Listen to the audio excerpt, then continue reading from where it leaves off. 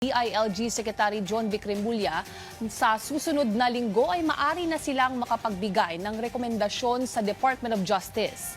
Yan ang ulat ni Ryan Lesiges. May namatay eh.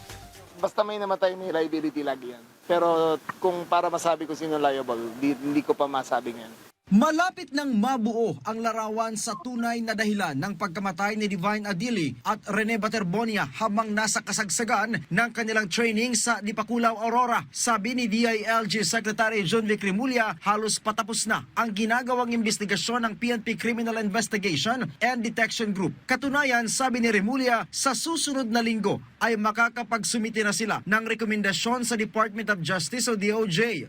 Marami kaming nakitang, we created a timeline kung ano nangyari from decision making na pupunta sila sa team building, kung sinong marunong lumangoy, sinong hindi, kung na-inform nila coaches nila na marunong, nakuha rin namin yung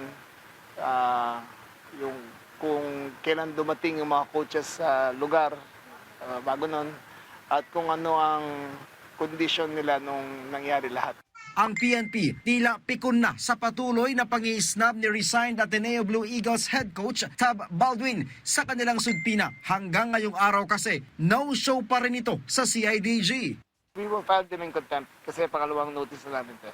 Nanindigan ang PNP-CIDG sa itinatakbo ng kanilang investigasyon na posibleng biktima ng hazing at homicide si Baterbonia at Adili. Kasunod ito ng pagpalag ng abogado ng isang coaching staff na si Reynaldo Jacinto na nagsabing walang may gusto sa sinapit ng dalawang biktima. There is a possibility that probably they can be indicted for violation of the anti-hazing law.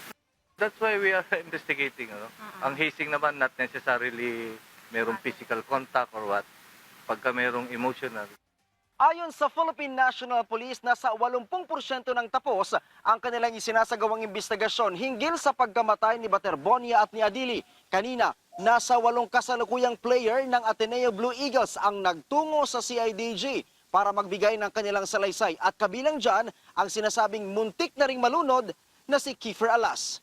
Mula dito sa Campo Crame, Ryan